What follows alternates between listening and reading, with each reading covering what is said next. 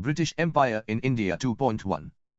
The imperial ideology. Since the conquest of Ireland in the 16th century, the English gradually emerged as the new Romance, charged with civilizing backward peoples across the world, from Ireland to America and from India to Africa. 1. This imperial history of Britain is periodized into two phases: the First Empire, stretching across the Atlantic towards America and the West Indies, and the Second Empire, starting from around 1783, Peace of Paris, and swinging towards the East, i.e., Asia and Africa. The details of structural or ideological disjunctures and interfaces between the two empires are not relevant here, but it suffices to say that from the late 18th century there was a greater acceptance of a territorial empire based on the conservative values of military autocracy, hierarchy and racial insolence. 2. As British patriotism gradually developed in the 18th century, it was closely associated with the grandeur and glories of having overseas territorial possessions. In a post-Enlightenment intellectual environment, the British also started defining themselves as modern or civilized vis-à-vis the Orientals, and this rationalized their imperial vision in the 19th century, which witnessed the so-called Age of Reform. In other words, British imperial ideology for India was the result of such intellectual and political crosscurrents at home. Sometimes, sub-imperialism of the men on the spot, regarded by some as the real founders of empire, and pressures from the ruled. In short, the crisis in the periphery led to adjustments and mutations in the functioning of that ideology. The nature of the imperial connection also changed over time, but not its fundamentals. For several years, it is argued, the government of the East India Company functioned like an Indian ruler, in the sense that it recognized the authority of the Mughal emperor, struck coins in his name, used Persian as the official language and administered Hindu and Muslim laws in the courts. Lord Clive himself had recommended a system of double government as a matter of expediency.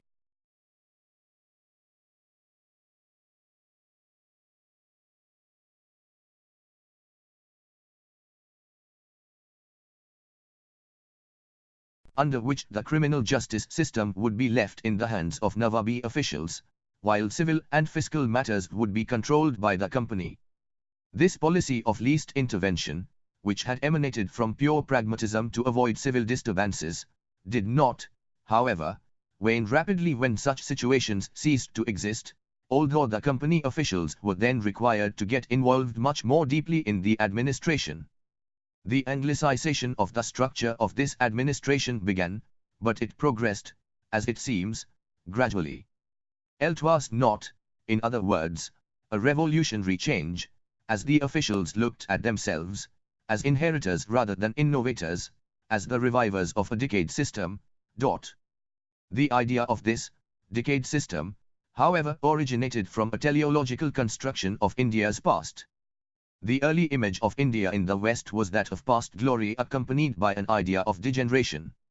There was an urge to know Indian culture and tradition, as reflected in the endeavors of scholars like Sir William Jones, who studied the Indian languages to restore to the Indians their own forgotten culture and legal system monopolized hitherto only by the learned Pandits and Maulvis, Hindu and Islamic learned men.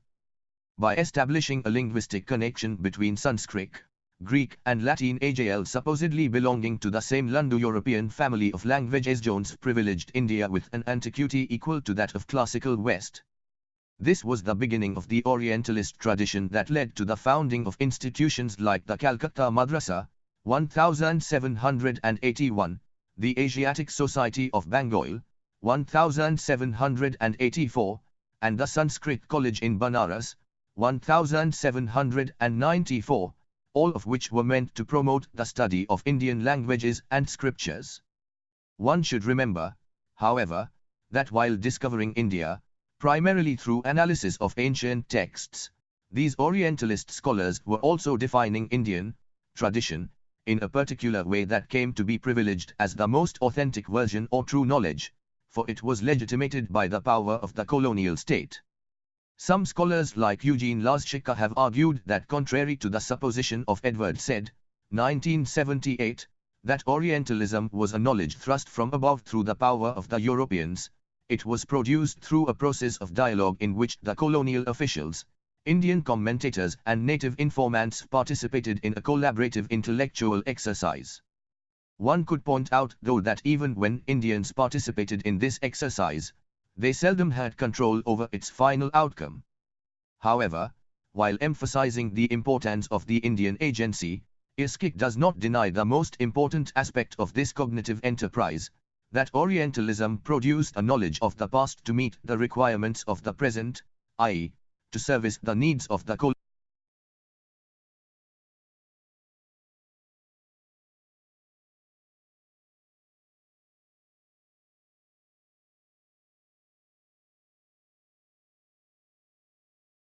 Orientalism in practice in its early phase could be seen in the policies of the company's government under Warren Hastings.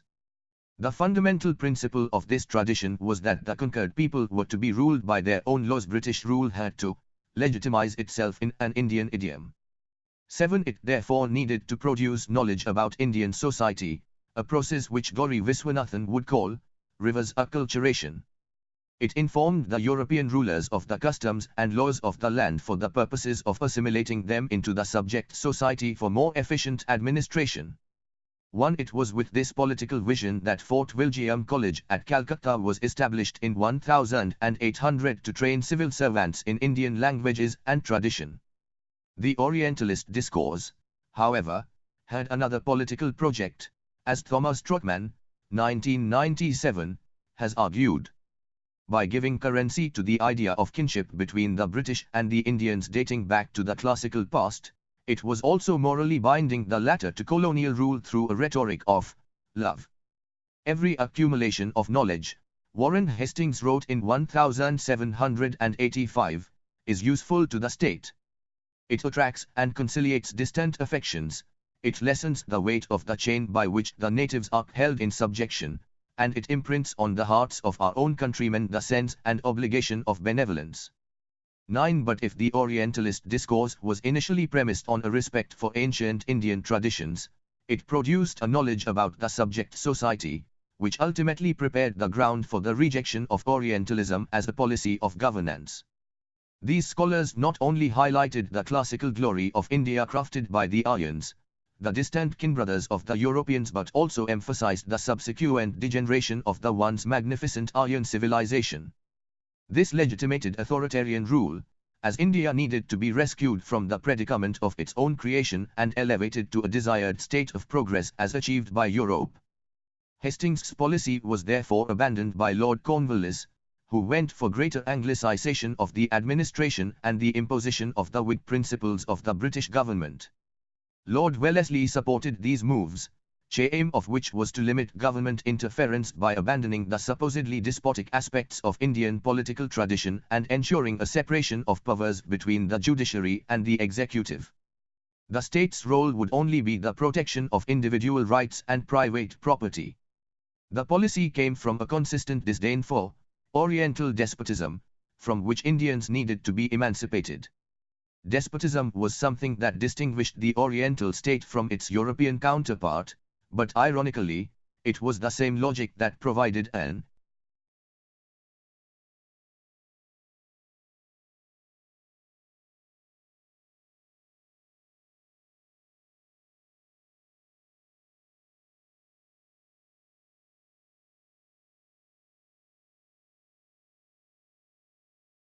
justification for the paternalism of the Raj.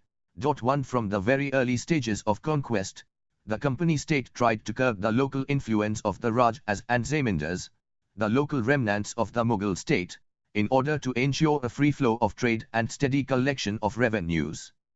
And ostensibly for that same purpose, it took utmost care in surveying and policing the territory and insisted on the exclusive control over the regalia of power, e.g., flag, uniform, badges and seals. 11. This indicated the emergence of a straw-in state, based on the premise that natives were not used to enjoying freedom and needed to be emancipated from their corrupt and abusive feudal lords. Men like William Jones typified such paternalist attitude exhibited by many British officers at that time. Radical at home, Attracted to the glorious past of India and its simple people, they remained nonetheless the upholders of authoritarian rule in India. 12 One purpose of the Fort William College was to prevent the spread of the ideas of freedom preached by the French Revolution. Javed Majid, 1992, therefore, sees no apparent contradiction, but a gradual evolution of a conservative ideology in the ideas of Jones since his arrival in India.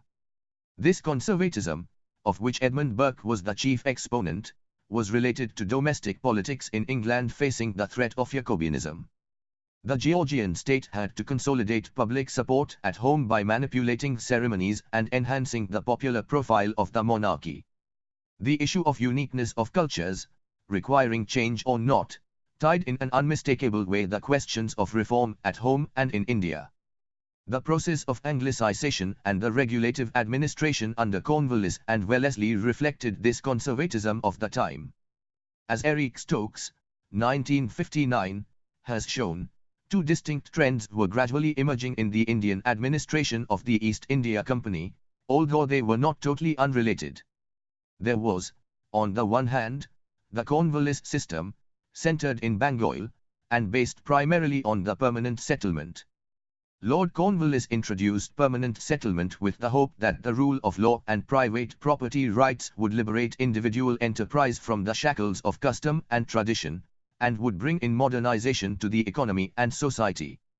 But Thomas Munro in Madras, and his disciples in western and northern India, such as Mount Stuart Elphinstone, John Malcolm and Charles Metcalfe, thought that the Cornwallis system did not pay heed to Indian tradition and experience.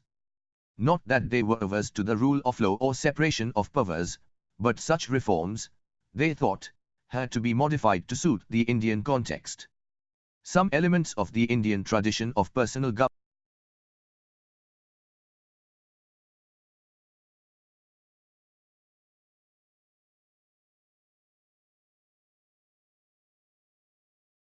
needed to be maintained. They believed the role of the company's government would be protective, rather than intrusive, regulative or innovative. So Munro went on to introduce his Riot settlement, with the intention of preserving India's village communities. But ultimately his aim was to consolidate the company's state in the south by expanding its revenue base, where land taxes would be collected directly from the peasants by a large number of British officers, an idea he had borrowed from the military fiscalism of Tipu Sultan's Mysore. See Chapter 1.2. Both the systems, it therefore appears, were based on the same fundamental principles of centralized sovereignty, sanctity of private property, to be protected by British laws. Munro believed, as Bertenstein argues, that part of India should be indirectly governed, but he insisted that the traditional Indian forms of government would function well if directed by men like himself, knowledgeable and sympathetic, with great and concentrated authority. This authoritative paternalism rejected the idea of direct political participation by Indians. 14 Respect and paternalism, therefore, remained the two complementing ideologies of the early British Empire in India.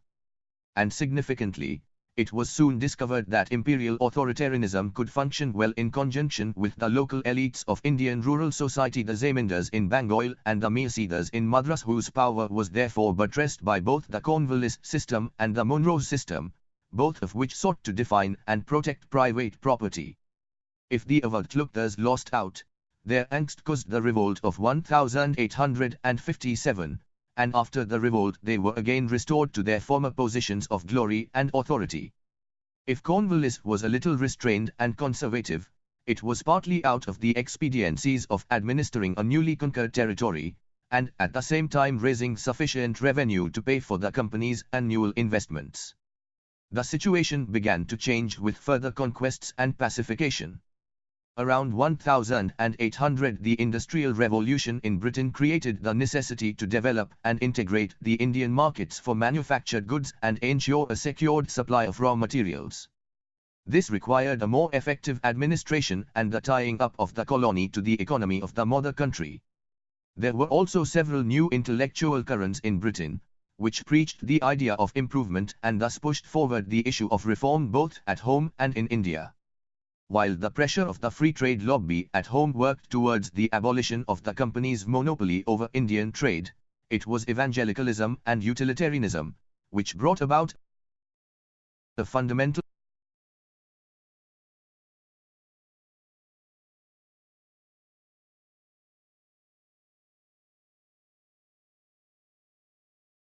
of the company's administration in India. Both these two schools of thought asserted that the conquest of India had been by acts of sin or crime, but instead of advocating the abolition of this sinful or criminal rule, they clamored for its reform, so that Indians could get the benefit of good government in keeping with the best ideas of their age.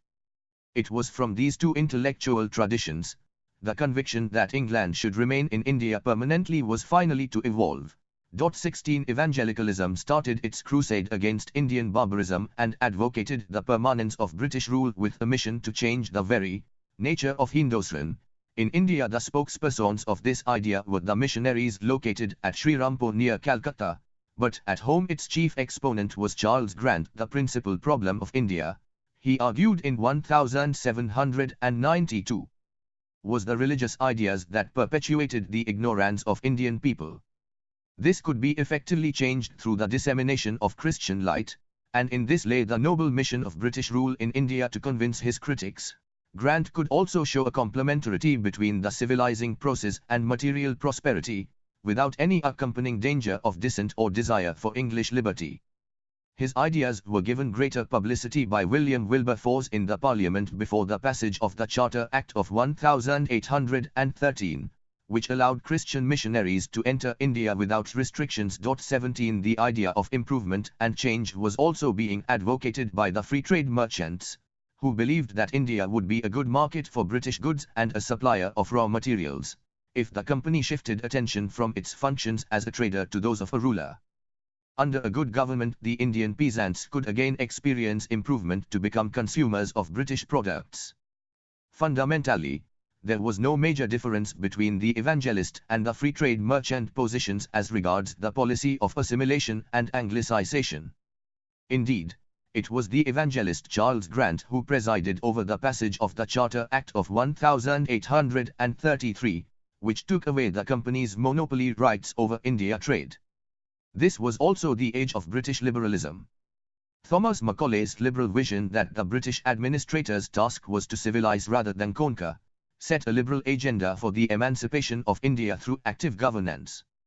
Trained by us to happiness and independence, and endowed with our learning and political institutions, India will remain the proudest monument of British benevolence, visualized C. E. Trevelyan, another liberal in 1838.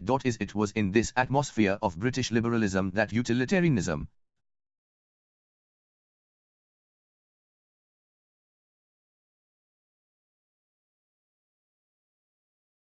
its distinctive authoritarian tendencies, was born. Jeremy Bentham preached that the ideal of human civilization was to achieve the greatest happiness of the greatest number. Good laws, efficient and enlightened administration, he argued, were the most effective agents of change, and the idea of rule of law was a necessary precondition for improvement. With the coming of the utilitarian James Mill to the East India Company's London office, India policies came to be guided by such doctrines. Mill, as it has been contended, was responsible for transforming utilitarianism into a militant faith. In the History of British India, published in 181/7, he first exploded the myth of India's economic and cultural riches, perpetuated by the susceptible imagination of men like Sir William Jones. What India needed for her improvement, he argued in a Bkantamite line, was an effective schoolmaster, i.e., a wise government promulgating good legislation. It was largely due to his efforts that a law commission was appointed in 1833 under Lord Macaulay, and it drew up an Indian penal code in 1835 on the Benthamite model of a centrally, logically and coherently formulated code, evolving from disinterested philosophic intelligence. 19 The utilitarians differed from the liberals in significant ways, especially with regard to the question of Anglicization. This was the time that witnessed the Orientalist-Anglicist debate on the nature of education to be introduced in India. while the liberal Lord Macaulay in his famous Education Minute of 1835 presented a strong case for the introduction of English education, utilitarians like Mill still favored vernacular education as more suited to Indian needs. In other words, dilemmas in imperial attitudes towards India persisted in the first half of the 19th century.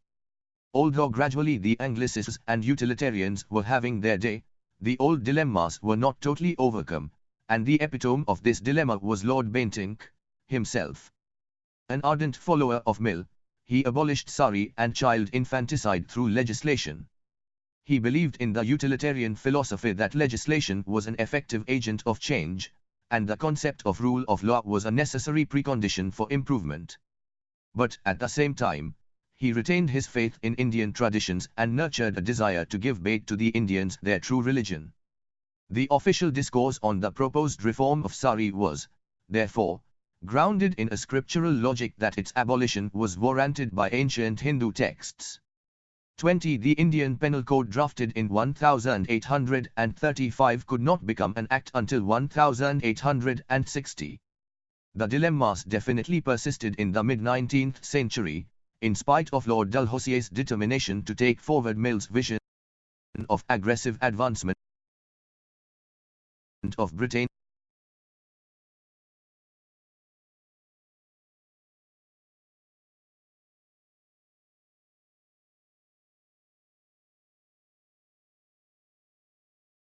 It was Victorian liberalism in post-1857 India that certainly made paternalism the dominant ideology of the Raj. The traumatic experience of the revolt convinced many in England and in India that reform was pointless as well as dangerous. 21. And that Indians could never be trained to become like Englishmen. Not that the zeal for reform totally evaporated, as it was amply represented in the Crown Proclamation of 1858, in the Patronage for Education, in the Indian Councils Act of 1861 and in the Local Self-Government Act of 1882, which in a limited way moved towards sharing power with the Indians. But on the other hand, veneration for Indian culture was definitely overshadowed by a celebration of the superiority of the conquering race. Bentinck's dithering attitudes were now replaced by the authoritarian liberalism of James Fitzjames Stephen, who succeeded Macaulay as the new law member in the Viceroy's Council. He not only emphasized India's difference, but also asserted India's inferiority. Such ideas in the 19th century were further strengthened by the rise of racial sciences in Victorian England, which privileged physical features over languages as the chief markers of racial identity. This racial anthropology could not accommodate the idea of an ancient Indian civilization into its theory of dichotomy between the civilized white-skinned Europeans and the dark-skinned savages. Hence the story of invading white Aryans founding the Vedic civilization through a confrontation with the dark-skinned Indian aborigines was invented, a theory constructed by consistent overreading of evidence and a considerable amount of text torturing.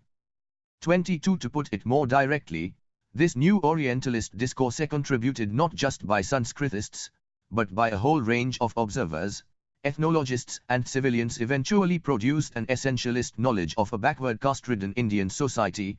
It was this knowledge of the Indian essences, which rationalized authoritarian colonial rule.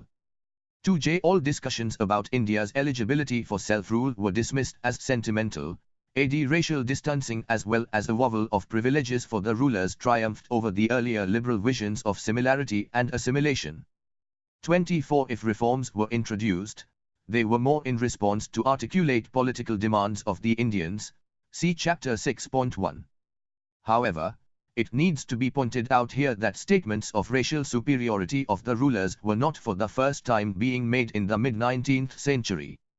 If we look at the actual functioning of the empire, such statements were made rather loudly since the late 18th century, when Cornwallis transformed the company's bureaucracy into an aloof elite, maintaining physical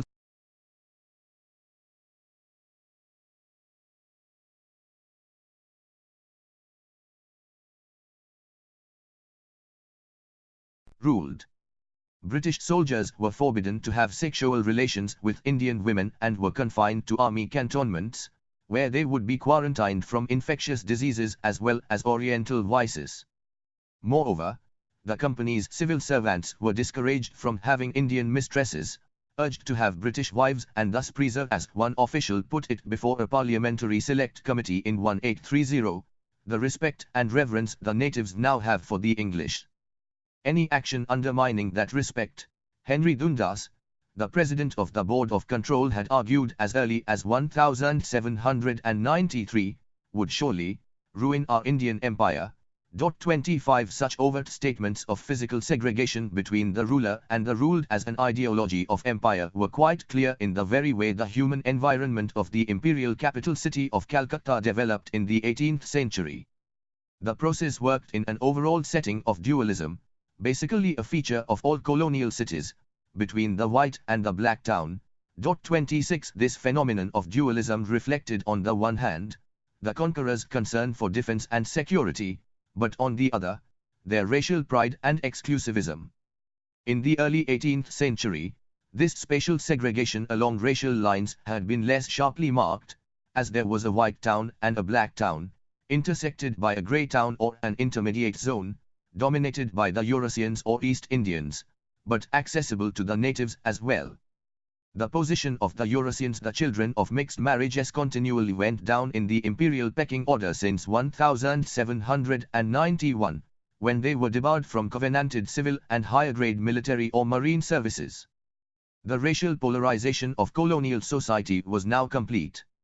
By the early 19th century, the social distance between the people and the ruling race became an easily discernible reality in Calcutta's urban life. 21 However, during the first half of the 19th century, along with racial arrogance, there was also a liberal optimism, as expressed in Lord Macaulay's ambition to transform the indolent Indian into a brown sahib, European in taste and intellect but not quite a European. He would be more brown than sahib, to use Ashish Nandi's cryptic expression. 21 It was this optimism that was shattered by the rude shock of 1857.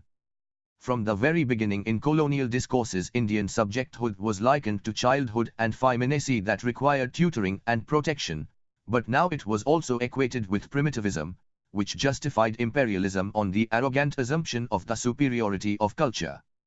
The Imperial Assemblage of 1877, which resolved the ambiguity of sovereignty by proclaiming Queen Victoria the Empress of India, manifested in unmistakable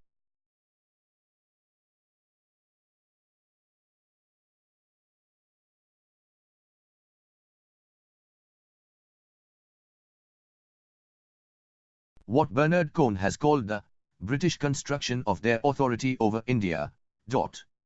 It established a new social order where everyone, from people to princes, was situated in a hierarchy, and the viceroy became the central locus of power. The Ilbert Bill controversy in 1883 marked the ultimate victory of the authoritarian trends and racial arrogance of the colonizers. The bill, proposed by a liberal viceroy, Lord Ripon, intending to give jurisdiction to Indian judges over Europeans, had to be toned down under pressure from non-official Englishmen as well as the bureaucracy. It was this authoritarian imperial order that Indian nationalism had to confront in the early 20th century. 2.2 Parliament and the Empire in mid-18th century, when Company Raj was gradually being established in the subcontinent, the difficulties of communication with England gave the company's servants a free hand in India to behave like their own masters. There was misinformation and lack of interest about Indian affairs in Britain. And as a result, before 1784, thinks P.J. Marshall, 1975a, new policies were hardly ever initiated from London. But old order, sub-imperialism, of the company's men on the spot had been an important motivating factor behind much of the territorial conquests in India. The relationship between the state and the company was much more complex than what was implied by that fact. Not only the company's existence depended on the renewal of the charter, but right from the 17th century, the company's servants in India acted on the concept of delegated sovereignty, and there were clear instructions on how to divide the booty between the company and the royal troops, if the latter participated in any joint campaign. The company had to depend on the successive governments in London for various matters, and the latter was ever ready to provide it in exchange for hefty subscriptions to the state exchequer. There were always a few MPs with East Indian interests, and the ministers used the company's resources for expanding the scope of their patronage. The company was also an important element in the city politics of London, about which the government was always keenly concerned. The conflicts between the parties within the company often got aligned with wider political configurations within the parliament. As the rumors about the growing riches of the company began to spread, there was even greater eagerness on the part of the government to have a share of it. There had been government interventions in the company's affairs in 1007.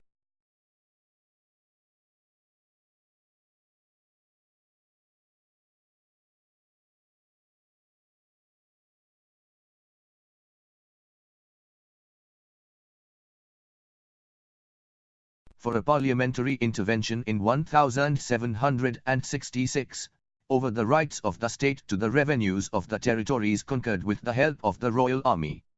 The result was the company agreeing to pay £400,000 to the government annually. Thus, right from the beginning, the British state participated in and profited from the empire. It is difficult to argue that it was acquired, in a fit of absence of mind.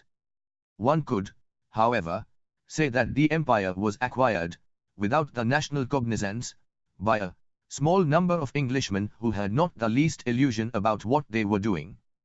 32 Although the state was profiting from the empire, the question was how to control it. The need to impose greater parliamentary control over the company's affairs increased during the decades after Plessy, because of a growing concern about misgovernment of the Indian affairs by the corrupt servants of the company. Much of this corruption was the result of these officials being caught in the complex exchange nexus of trade and governance in 18th century India. Exchange of gifts and pleasantries for political favor and trading concessions were accepted norms of the uneven power relationships between the political elites and the traders. But what was natural in the northern Indian political milieu was anathema to the Western moral discourse of imperial rule. 33 The debate grew bitter, as the English gentry became jealous of the East Indian nabobs, indulging in conspicuous consumption to force their way into English society. As the company's empire in India expanded, the British government also felt that it could no longer be allowed to remain outside the ambit of the state. In 1772, Edmund Burke claimed that it was the province and duty of Parliament to superintend the affairs of this company. 34 governors-general in India, like Clive or Hastings, also desired to forge some kind of formal constitutional relationship with the Crown, which would buttress their power and legitimize their authority. There was of course no political will yet to impose any direct control over the company affairs in India, except in matters of defense and internal order, and establishment of sovereignty was still being considered to be too drastic a measure. The existing abuses were therefore to be corrected by attacking the company's servants, but not the company itself. Lord Clive in 1773, and Warren Hastings in 1786, were tried unsuccessfully for misconduct, and, later in 1806, Lord Wellesley had to go through the same ordeal. A select committee of the Parliament was, however, appointed in April 1772 to inquire into the state of affairs in India. There were some important constitutional problems to be resolved.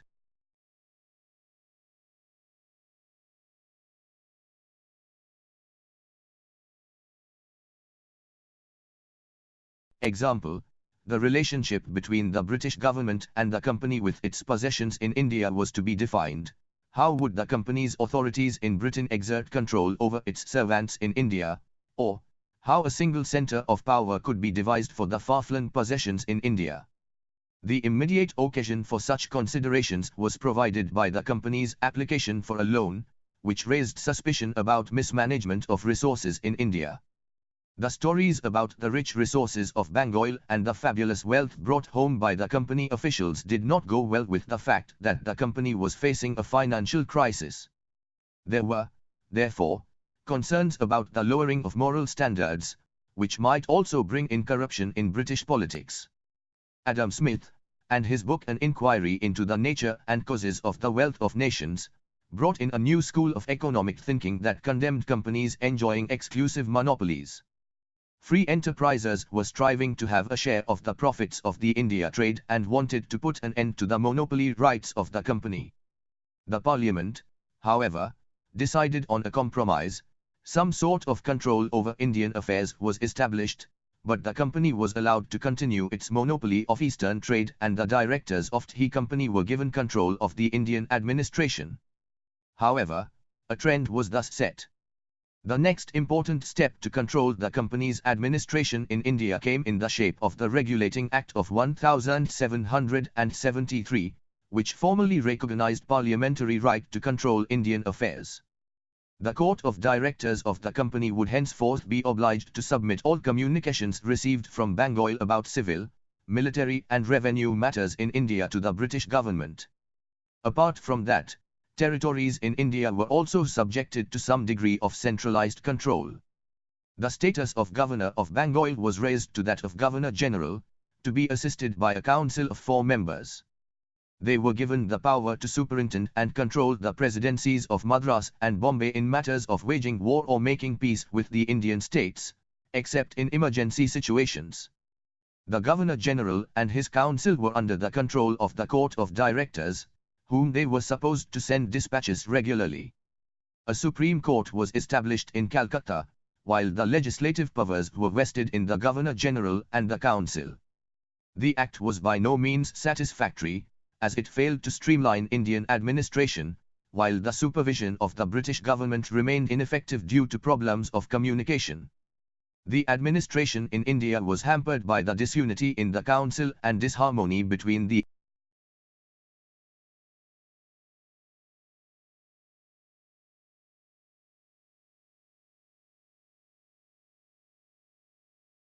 council and the Governor-General. The provincial governors took advantage of the wide maneuvering space they had been offered by the vague wordings of the Act, and the ambiguities in the jurisdiction of the Supreme Court and the Council created serious conflicts between competing authorities. All these obscurities and indeterminate character of the Act, it seemed, arose from Parliament's inability to define properly the issue of sovereignty in India. An amending Act of 1781 defined more precisely the jurisdiction of the Supreme Court, but did not address the other anomalies. 35 A corrective came in the shape of Pitt's India Act of 1784. But it too was a compromise. The company's territorial possessions were not touched, only its public affairs and its administration in India were brought under more direct government control. A board of control consisting of 6 members was constituted and would include one of the Secretaries of State, the Chancellor of the Exchequer and 4 Privy Councillors. It would superintend, direct and control all acts, operations and concerns related to the civil or military government or revenues of the British territorial possessions in the East Indies. 36 The orders of the board became binding on the Court of Directors, which was required to send all its letters and dispatches to the board for its perusal. The Court of Directors retained its control over commerce and patronage, but only with the approval of the Crown could it appoint its principal servants in India, such as the Governor-General, governors and the Commander-in-Chief. The Government of India was placed under the Governor-General and a council of 3, thus giving greater power to the former. The presidencies of Madras and Bombay were subordinated to the Governor-General, whose power over them was now enlarged and more clearly defined. The Governor-General in Council in his thumb was subordinated to the Court of Directors and the Board of Control. Thus a clear hierarchy of command and more direct parliamentary control over Indian administration was established. But the arrangement still had too many defects. The first and foremost was the provision of 2 masters for the Governor-General Court of Directors and the Board of Control, which gave virtual autonomy to the man on the spot. The Governor-General could easily play his 2 masters one against another and act at his own discretion. But on the other hand, a factious council and the inability of the Governor-General to override its decisions could often make him ineffective, particularly as his right to use the army had been curbed. An amending Act of 1786 corrected these anomalies. It gave the Governor-General right to override his council in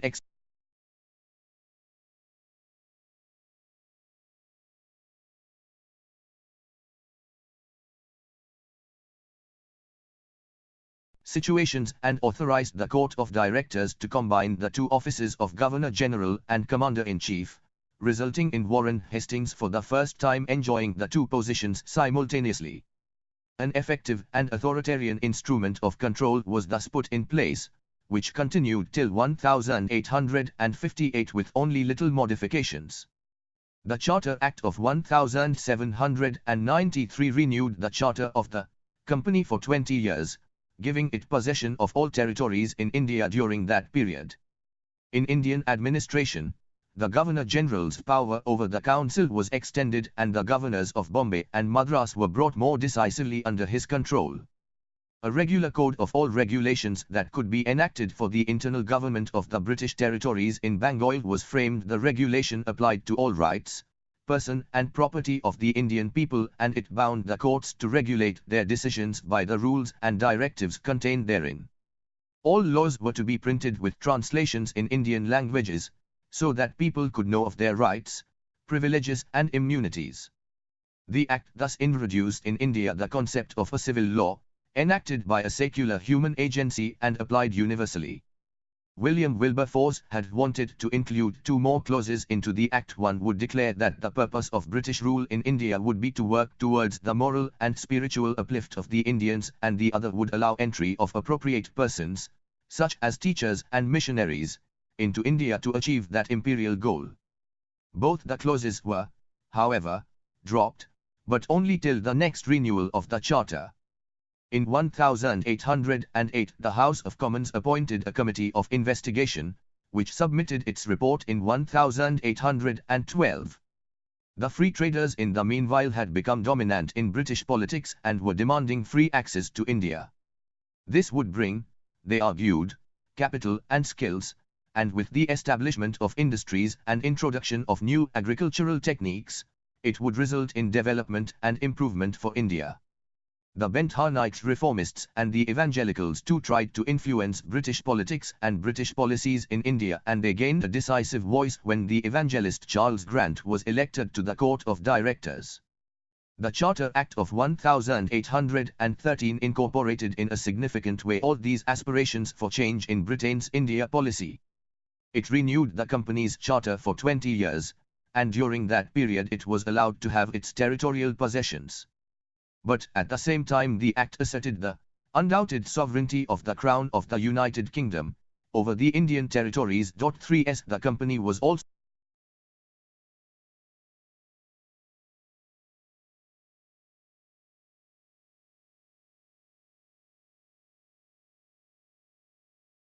monopoly of trade with India, although its monopoly of China trade was left untouched for another 20 years.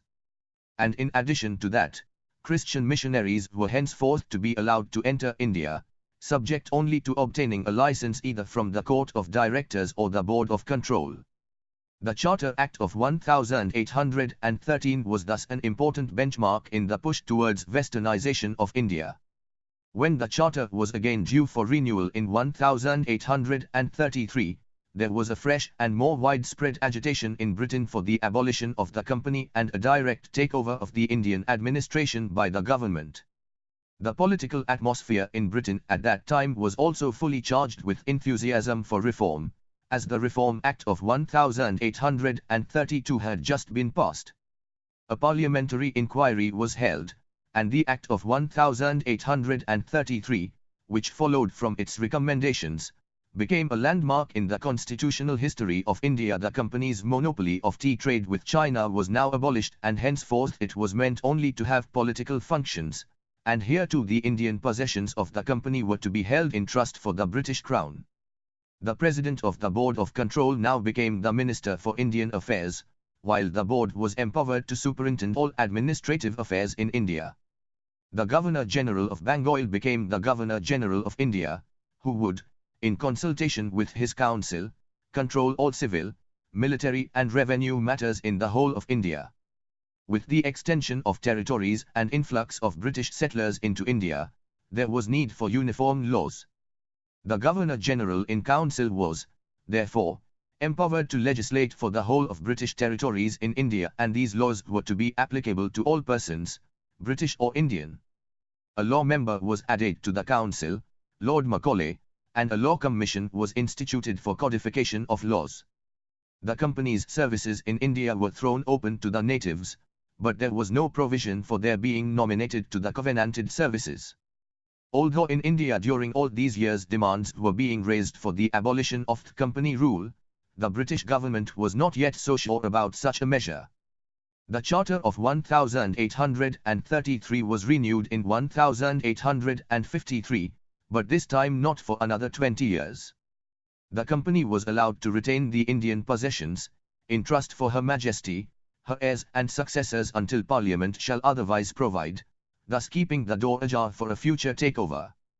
The Act also provided for the separation of the executive and legislative functions of the Governor-General's Council by adding new members for legislative purposes. And the company's control.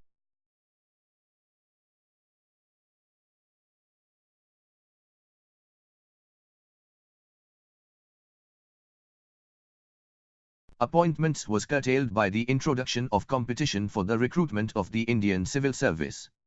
Already deprived of its commercial privileges, the company hereafter hardly ever controlled policies in India. Since the Act did not give it the right to govern for the next 20 years, the House of Commons with greater ease could formally abolish company administration in India in 1858. The immediate occasion for this final stroke was of course provided by the Revolt of 1857, which shall be discussed in the next chapter. The revolt made the English people more aware of the Indian situation and generated popular support for the perpetuation as well as reorganization of British rule there.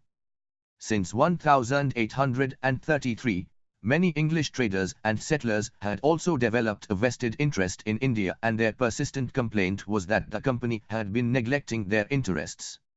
In other words, both at home and in India there had been now considerable pressure for the abolition of the company Raj and the establishment of crown rule. However, in terms of the administrative structure, the Government of India Act of 1858, which followed the pacification of the revolt, meant more continuation than change. It replaced the President of the Board of Control with the Secretary of State for India, who became, in subordination to the Cabinet, the fountain of authority as well as the Director of Policy in India. He was to be advised by a Council of India, consisting of 15 members, 7 of whom were to be selected from the now superseded Court of Directors. The Governor-General of India, who would henceforth be known as the Viceroy, would retain all his powers, but instead of a dual control, he would be answerable only to the Secretary of State. Continuity was also maintained in the structure of the civil service, and the same recruitment examination introduced in 185-3 was carried on. India thus passed from company rule to crown rule, which meant ironically the rejection of a liberal promise of reforming India in order to prepare her for self-government. It meant, in other words, a symbolic endorsement of British permanence in India. 40 The liberal zeal for reform and change had by this time died down, and in the aftermath of revolt one could discern in every aspect of British policy in India what Thomas Metcalfe has called a new attitude of caution and conservatism. There was now an assertion of the racial superiority of the ruling race, which, as mentioned earlier, carefully distanced itself from the subject society in order to formalize a more authoritarian regime. Indians were held to be tradition-bound, and therefore beyond reform to live up to the high moral standards of the West, and trust was reposed in their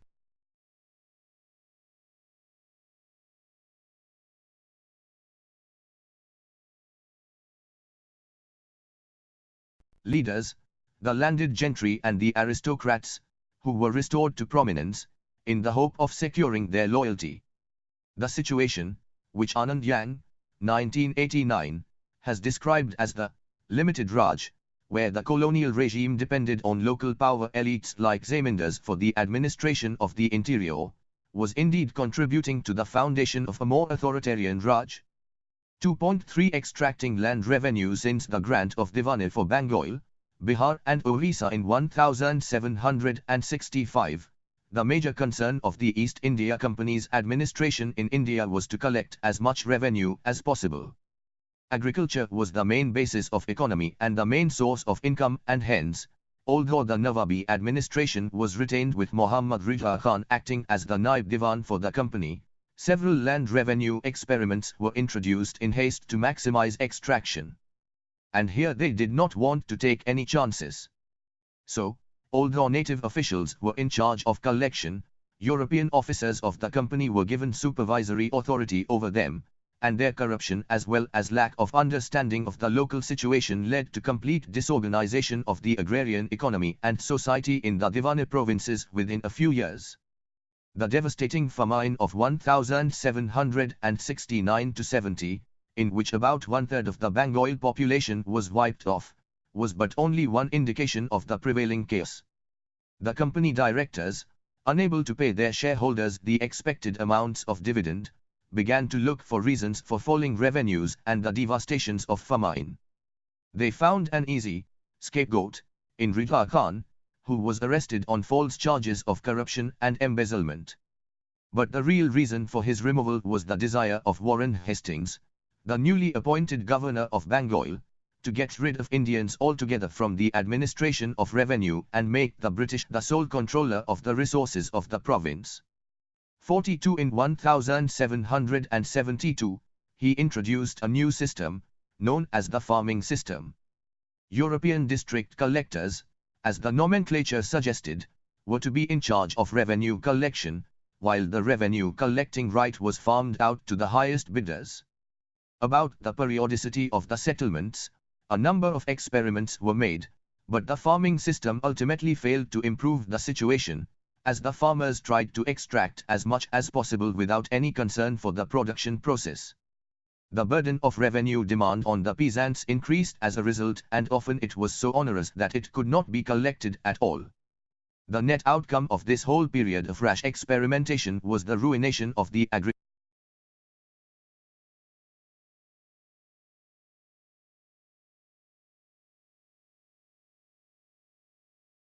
population.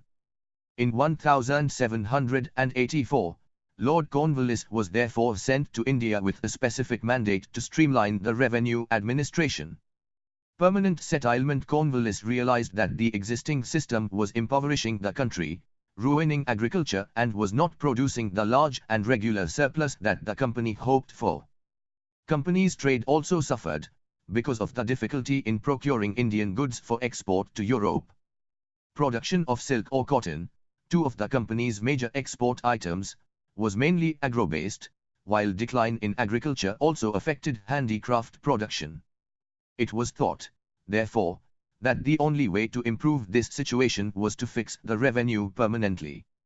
Indeed, it was since 1770, i.e., even before Cornwallis arrived, that a number of company officials and European observers, like Alexander Doe, Henry Perullo, Philip Francis and Thomas Law, were advocating for the land tax being permanently fixed. Despite their various ideological orientations, they shared a common faith in the physiocratic school of thinking that assigned primacy to agriculture in a country's economy. These ideas went into the making of the permanent settlement of 1793, which introduced in Bengal the policy of assessment forever. This would reduce, it was hoped, the scope for corruption that existed when officials could alter assessment at will.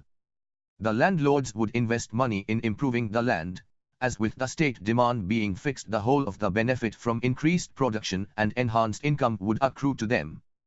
The company would get its taxes regularly, and when necessary, as Cornwallis thought, it could raise its income by taxing trade and commerce. The land revenue, since it was going to be fixed in perpetuity, was also to be fixed at a high level, the absolute maximum. So taking the assessment for the year 1789-90 as the standard, it was fixed at Rs 26.8 million, approximately £3 million. While according to P.J. Marshall, The revenue demand in 1793 was just about 20% higher than what prevailed before 1757,44 in B.B. Chaudhury's calculation. It nearly doubled between 1765 and 1793.45. The other problem for the company was to decide as from whom the revenue was to be collected. The Nawabs used to collect it from the Zamindars. Some of them were big landlords who controlled large areas and had their own armed retainers. In 1790, 12 big zamindari houses were responsible for paying more than 53% of the land revenue assessment in Bengal. 46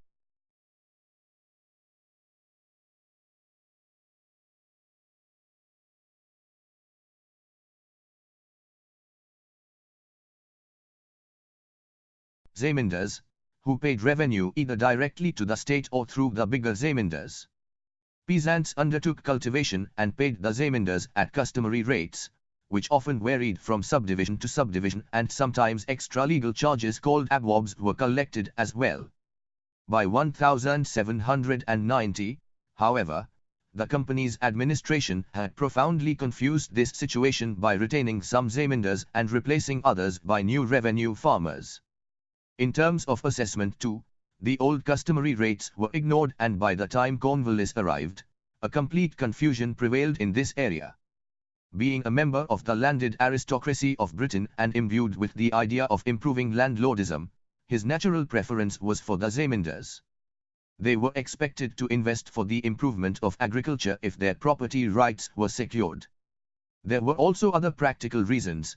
It was easier to collect revenue from a small number of zamindars than from the innumerable peasants, which would require a large administrative machinery, and finally, it would ensure the loyalty of a powerful class of the local population. The permanent settlement in 1793 was made with the zamindars.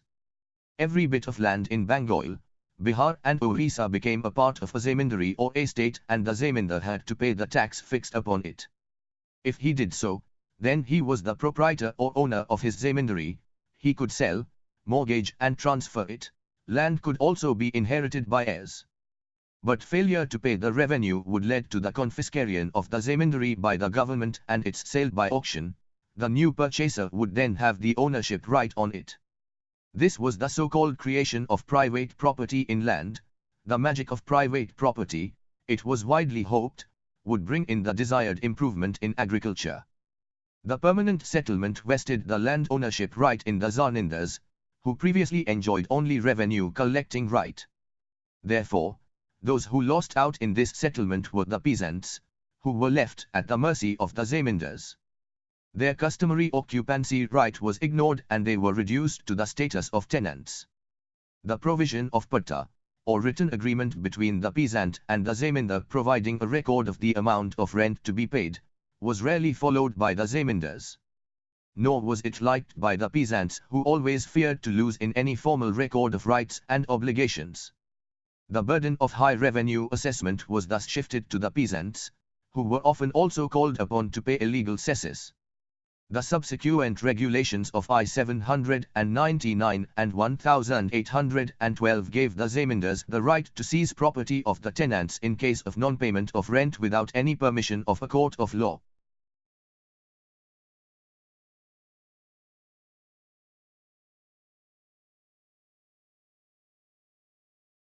Wonder, therefore, that as a cumulative effect of this support to the coercive power of the zamindars, the condition of the actual cultivators declined under the permanent settlement. Though the settlement was pro-zamindar, they too had to face a number of difficulties. As Daniel Thorner has argued, creation of private property in land was a misnomer, as the absolute ownership was retained by the imperial authority. 47 The zamindars had to pay a fixed amount of revenue by a particular date, the so-called sunset law, failure leading to the sale of the zamindari. Often they found it difficult to collect the rent, as demands were too high and there were the uncertainties of nature. The result was the frequent sale of zamindari estates. Between 1794 and 1807 land yielding about 41% of the revenue in Bengal and Bihar was sold out in auction, In Orissa between 1804 and 1818, 51.1% of the original Zamindars were wiped off because of auction sales. This of course meant the collapse of most of the old Zamindari houses, but contrary to the old myths, those who bought these estates were not exactly new men in the Bengal agrarian society. The old Zamindaris were parcelled out by their own amlas, Zamindari officials, and rich tenants or by the neighbouring Zamindars among themselves. 49 And some of the old houses, such as the Burdwan Raj, survived by resorting to the novel method of subinfeudation that complicated the tenurial structure to an absurd level. So these subinfeudatory Patna tenures, which sometimes proliferated up to 12 grades between the Zamindar and the peasants, increased the demand on the latter.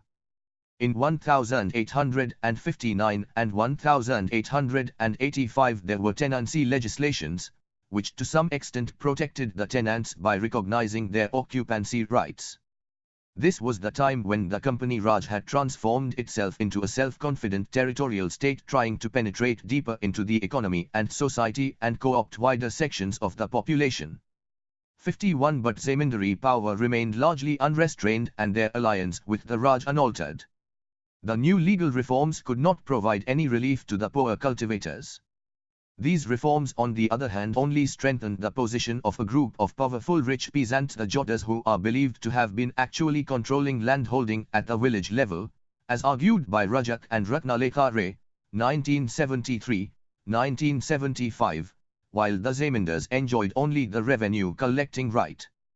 Beneath all the changes effected by colonial policies, the Rays argue, the power of this class and their control over the rural society remained unaffected, and herein lay the basic continuity of the rural social structure in colonial Bengal. This Jottar thesis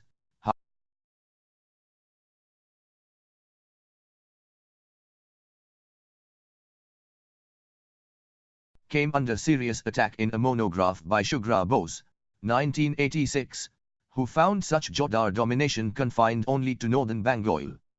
In the rest of the region he discovered two other distinct modes of peasant economy: the peasant landholding demesne labor complex in the west and the peasant smallholding SY in eastern Bengal. In both the regions he found the power of the Zamindars continuing unhindered till the 1930s, a position which has found support also in the works of Akinobu Kava, 1986-87, and Para Chatterjee, 1984a. In a subsequent essay in defense of the Jottar, Raja Ray, 1988, conceded the fact that the Zamindars probably retained some of their influence and authority in rural Bengal till about the 1930s, but there still existed all along a section of substantial peasants who yielded considerable power in the Bengal countryside. This modified position has found partial corroboration in two subsequent works. Narayaki Nakazato, 1994, has shown the existence of a powerful Jottar Holadar class in certain districts of central and eastern Bengal in the late 19th and early 20th centuries. This did not mean, however, as he argues, a demise of the old Zamindari SY, as the interests of the two classes were complementary to each other and not necessarily antagonistic. In western Bengal, on the other hand, in Midnapur district for example, China Pand, 1996, has detected only unqualified decline of the Zamindars, who were losing out to a class of rich peasants who dominated the land market, rural credit and the trading networks. Both Nakazato and Pand, however, argue emphatically that there was more change than continuity in the agrarian structure of post-permanent settlement Bengal. And, as we shall see in the next chapter, these changes, which almost uniformly affected the poor peasants, perennially excluded from any control over land and power, resulted in a series of peasant revolts. Riot Wari settlement. Lord Cornwallis expected that his permanent settlement, or the Zamindari Eastern, would be extended to other part of India as well. When Lord Wellesley came to India, he and Henry Dundas of the Board of Control equally shared a faith in the Bengal system, and in 1798 Wellesley gave orders for its extension to Madras Presidency. Here the problem was to FMD a sizable Zamindar class as in Bengal, but still between 1801 and 1807 the Madras authority introduced it in large areas under its control. The local polygars were recognized as Zarnindas, and in other areas, where such people could not be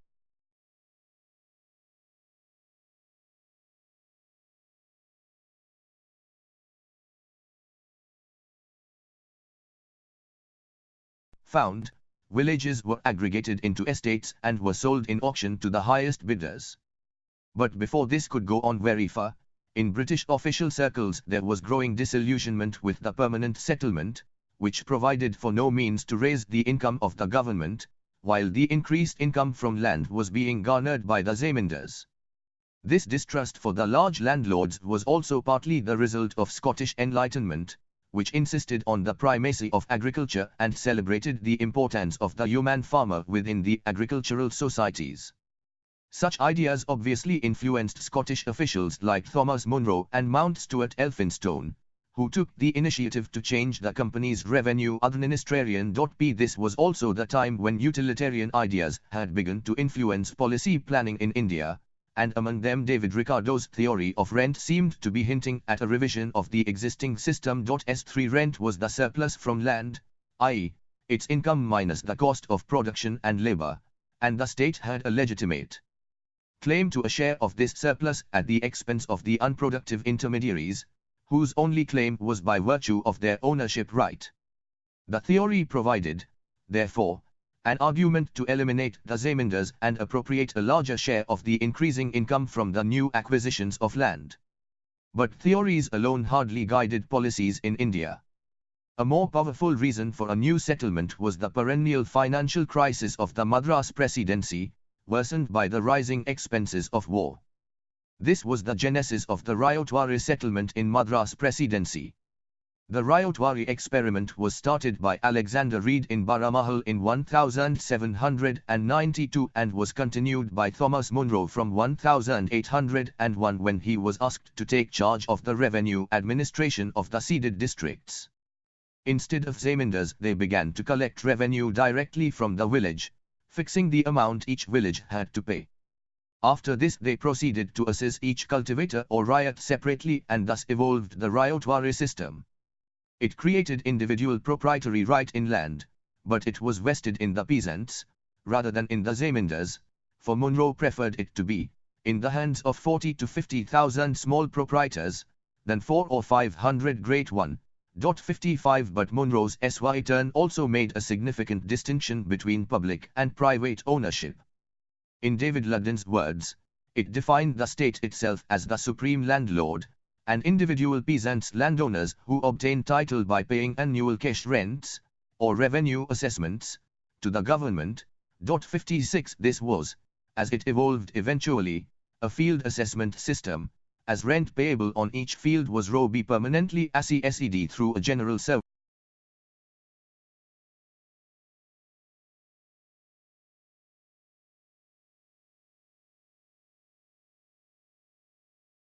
And then annual agreements were to be made between the government and the cultivator, who had the choice of accepting or rejecting the agreement. If he agreed, he would get a perta, which would become a title to private property, and if no cultivator was found, the land might lie fallow. The system, therefore, in order to be attractive and equitable, required a detailed land survey, the quality of soil, the area of the field and the average produce of every piece of land had to be assessed, and on the basis of that the amount of revenue was to be fixed. But this was the theory. In practice the estimates were often guesswork, and the revenue demanded was often so high that they could only be collected with great difficulty or could not be collected at all. And the peasants were to be coerced to agree to such unjust settlements. So the Riot-Wari system was almost abandoned soon after Munro's departure for London in 1807. But around 1820 the situation began to change as Thomas Munro returned to India as the governor of Madras. He argued that Riot-Wari was the ancient Indian land tenure system and therefore best suited to Indian conditions. 57 This reference to the past was however in the interest of the empire. He believed that the British Empire needed a unified concept of sovereignty and the Wari system could provide a foundation for that. The security and administration of the empire needed, as his experience in the ceded districts revealed, the elimination of the overmighty polygars and collection of revenue directly from individual farmers under the supervision of British officers. He therefore justified his position by arguing that historically land in India was owned by the state, which collected revenue from individual peasants through a hierarchy of officials paid through grant offinum land. The power of this landlord state rested on military strength, and when that declined, the polygars appropriated land and thereby usurped sovereignty. This process of alienation needed to be reversed now.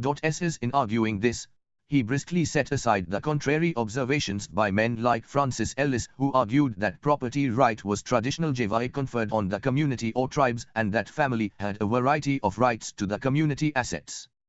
Monroe at the same time insisted that this system would reduce the revenue burden for farmers, while it would yield larger amount of land revenue for the state, as no intermediaries would be having a share of the surplus. And London was happy too, as this system would place authority and power directly in British hands in a way which the Cornwallis system would never hope to achieve. 60. The Madras government was chronically short of funds, and so it decided to introduce the Riot Wari settlement in most parts of the Presidency.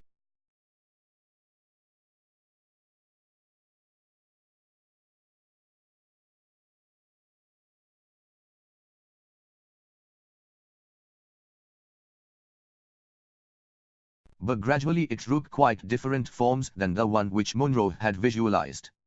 It raised the revenue income of the government, but put the cultivators in great distress. In many areas no surveys were carried out, and the tax of a riot was assessed on an arbitrary basis, based on village accounts. Known as the putcut settlement, the revenue to be paid by a riot was fixed on his entire farm, not on each field, which might have varying irrigation facilities and therefore different levels of productivity. And where the survey was actually undertaken, it was often ill-conceived and hastily executed, resulting in overassessment. 61. Contrary to Monroe's insistence that the cultivator be given freedom to take as much or as little land as he chose to, this right of contraction or relinquishment was effectively dropped by 1833.62. The cultivating peasants were, therefore, gradually impoverished, and increasingly indebted, and could not invest for the extension of cultivation. Except for Coimbatore, there was practically no land market in Madras, as buying land would mean paying extortionate land revenue. The Riovadi system did not also eliminate village elites as intermediaries between the government and the peasantry. As privileged rents and special rights of the Meerseeders were recognized and caste privileges of the Brahmins respected, the existing village power structure was hardly altered, and indeed even more strengthened by the new system. 63. This whole process was actually supported by a colonial knowledge, collaboratively produced by officials and Tamil writers, that the Meerseeders of good agricultural castes, like the Velalas, were the original colonists and good agriculturists. Such stereotypes made such traditional village elites as the Meerseeders pivotal to the British ideal of a sedentary agricultural community. 64. The latter therefore could gradually position themselves comfortably in the subordinate ranks of the revenue establishments, and some of them bought lucrative and large tracts of irrigated land after getting their official appointments. 65. These revenue officials after 1816 combined in themselves both revenue collection and police duties in the countryside. This enhancement of power inevitably resulted in coercion, bribery and corruption by the subordinate officials of the collectorate, which were revealed in abundant and gory details in the Madras Torture Commission report in 1855, indicating the need for effective reform. 66. It was from this year that a scientific survey of land and a fresh assessment of revenue were undertaken, resulting in decline in the real burden of tax. It was decided that the revenue rate would be half of the net value of the produce of the land and the settlement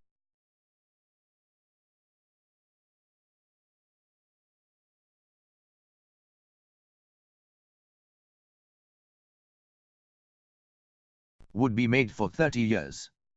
The reformed system was introduced in 1864, immediately leading to agricultural prosperity and extension of cultivation. This was interrupted by two famines in 1865–66 and 1876–78, yet, as Dharm Kumar asserts, recovery was faster in the Presidency as a whole. She also argues that contrary to prevalent myths, statistics failed to support the view that land was increasingly passing into the hands of rich farmers and moneylenders.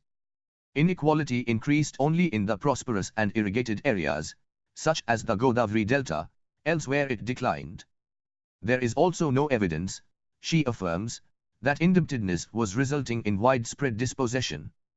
Debts varied in nature, while absentee landlordism, except in Tirunelveli, declined everywhere else. However, where the tenants existed, there was hardly any protection for them in the entire Presidency. 67 The impact of the Riot Wari system on the agrarian society of Madras can be looked at in different ways. As a number of recent micro-studies have revealed, by redefining property rights, it actually strengthened the power of the village magnates where they did exist, and thus intensified social conflict. However, it is also true that this impact had wide regional variations, depending on the existing social structures and ecological conditions. David Ludden's study of the Tirunelveli district, 68 for example, shows how the locally powerful Meesidars manipulated the system to get privileged rents and convert their collective rights into individual property rights. The Madras government since 1820 showed absolutely no interest in protecting the rights of the tenants, despite their active but futile resistance to Meesidari power. However, Meesidars in the wet zone, Ludden argues, did much better than their counterparts in the dry or mixed zones. Willem Wanskundle's study of the Kaveri Delta in Tanjore district also shows the golden age of the Meesidars, who entrenched their control over land and labor and thus intensified the polarization of local society. Their power eroded somewhat in the second half of the 19th century, because of greater social and economic differentiation within their community and the older families giving way to new commercial groups.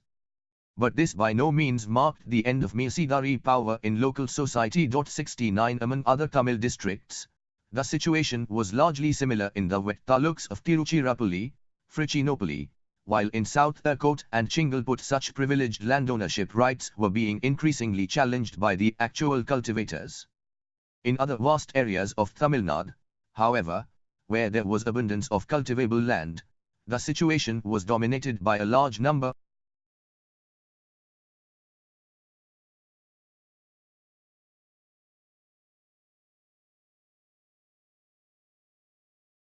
owner cultivators and a small group of middle landowners. 70 In the Andhra districts of the Madras Presidency too, the Riot Wari system promoted differentiation within the peasantry. By the beginning of the 20th century, there was an affluent group of big landholders whom a Satyanarayana calls peasant bourgeoisie, who controlled large farms and leased out surplus lands to landless tenants and sharecroppers. The intermediate strata also did well and lived under stable economic conditions. On the other hand, the poor peasants, who constituted the majority of the rural population, lived in squalid conditions, were exploited by rich riots, creditors and lessors, were forced to hire themselves despite wretched conditions and remain tied to small plots of land. 71 The Rayavadi system in the Bombay Presidency had its beginning in Gujarat after its annexation in 1803, and then when the Peshwa's territories were conquered in 1818, it was extended to those areas as well under the supervision of Monroe's disciple, Mount Stuart Elphinstone. Initially, in these areas the British had been collecting revenue through the Desmukh and the village headmen or the Patil. But this did not yield as much revenue as they hoped for, and hence from 1813 to 14 they began collecting directly from the peasants. The abuses that characterized the Madras system soon appeared in Bombay too, as the revenue rates that were fixed turned out to be extraordinarily high. With frequent crop failures and sliding prices, Peasants either had to mortgage their lands to moneylenders or abandon cultivation and migrate to neighboring princely states where rates were lower. A land survey was therefore undertaken by an officer called R.K. Pringle, who classified the land and fixed the revenue at 55% of the net value of the produce. The scheme, first introduced in the Indapur Taluk in 1830, was soon found to be faulty and abandoned. It was replaced in 1835 by a reformed, Bombay survey system, devised by two officers G. Wingate and H. E. Goldsmith. It was a practical settlement aiming at lowering the demand to a reasonable limit where it could be regularly paid. The actual assessment of each field depended on what it paid in the immediate past, expected price rise, the nature of soil and location. This new assessment began to be made in 1836 on the basis of a 30 years settlement and covered most of Deccan by 184/7. The impact of the Riot-Wari settlement on the agrarian society of Western India is the subject of a major historical controversy, as it gave rise to a rural uprising in Bombay Deccan in 187/5. Historians like Neil Charlesworth, 1985, do not think that the Wingate settlements actually introduced between 1008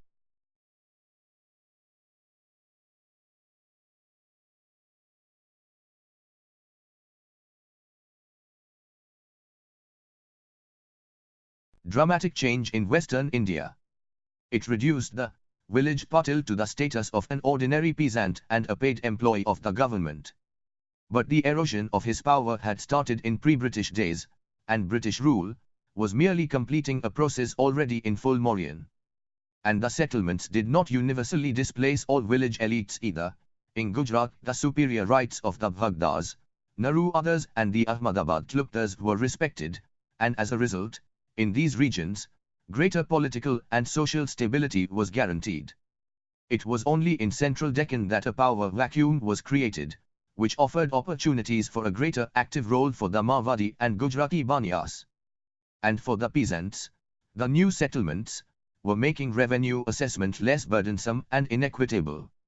If they became massively indebted by the middle of the 19th century, such indebtedness was indeed long-standing, not because of the land revenue demands, and did not in itself result in any large-scale alienation of land, as the Marwadi creditors had little attraction for the cultivators' land. H. Fukazawa also endorses this interpretation and asserts that there is no evidence that land was increasingly being bought up by traders and moneylenders. Ian Catanach thinks that dispossession and land transfer from agriculturists to non-agriculturists did occur in Deccan in mid-19th century, but this did not necessarily cause the Deccan Riots. 74 But on the other hand, Ravinder Kumar and Sumit Guha have argued that a significant social upheaval was being caused by Riot-Wari settlement which undermined the authority of the village headmen and thus caused a status revolution in the Maharashtra villages, and that discontent ultimately propelled into the Deccan Riots. We will discuss this controversy in greater detail in Chapter 4.2, when we will be looking at the Deccan Riots of 1875.